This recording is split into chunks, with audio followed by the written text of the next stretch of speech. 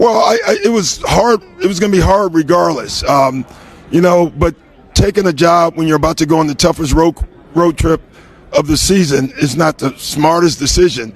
I even told them that. Can we wait till All-Star break? It would have been a lot nicer.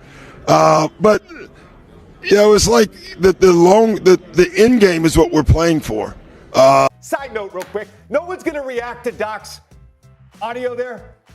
We've been here 7 minutes since we showed that audio. Nobody's going to react to Doc's audio? Do you want me to get it repeated for you? We don't have to repeat it. I can repeat it.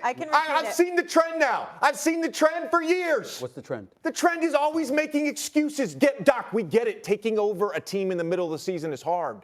It's hard. We get it. Just like getting traded in the middle of the season is hard for a player. We get it. But it's always an excuse. It's always throwing your team under the bus. They lose to Memphis. Oh, it's his players' fault. Memphis was playing G League guys and two-way guys. And then you look at his quotes over the weekend. Now he wants to take credit for the James Harden trade to the Clippers working out. He wants credit for that. There's never accountability with that guy. There's never accountability.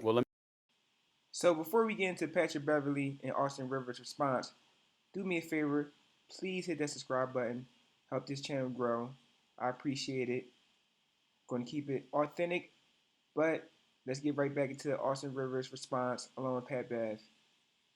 I have to chop it. First off, I don't feel responsible to take up for my dad. He's a grown man. He could do his own thing. But in this regard, I just simply don't agree with it.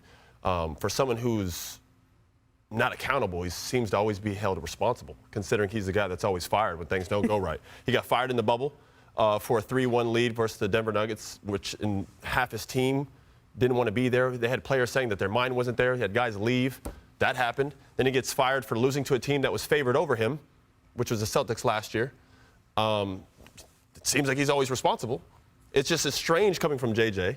And I have some love for JJ. You're my dookie. You know that. You're my bro. I love you. It's just your best years were with the Clippers. I don't think he saved your career. I appreciate you, Pat. But I don't think this just seems a little bit weird. Yeah, so Pat Bev is going to ride for his guys, especially since he's playing with Doc Rivers now. But pretty much, he tweeted, "This man Doc saved your whole career. Started you when no one else wanted to, and you retired and went on TV and said that." I agree with Pat to a certain extent, but I'm old enough to remember when J.J. Reddick was #1 guy coming out of Duke. His Orlando was it was okay, but he kind of fell under the radar, and then for whatever reason, the team plus the coaching, he got back on the mat. So it's just weird that he had that type of energy for Doc Rivers. I feel like a lot of people carrying that energy for Doc Rivers, but it is what it is. Nothing you do about it. But Pat gonna ride for his guys. I wonder what more will be said tomorrow, but whatever. Hit that like button, subscribe button, holla at your boy, help me grow my channel.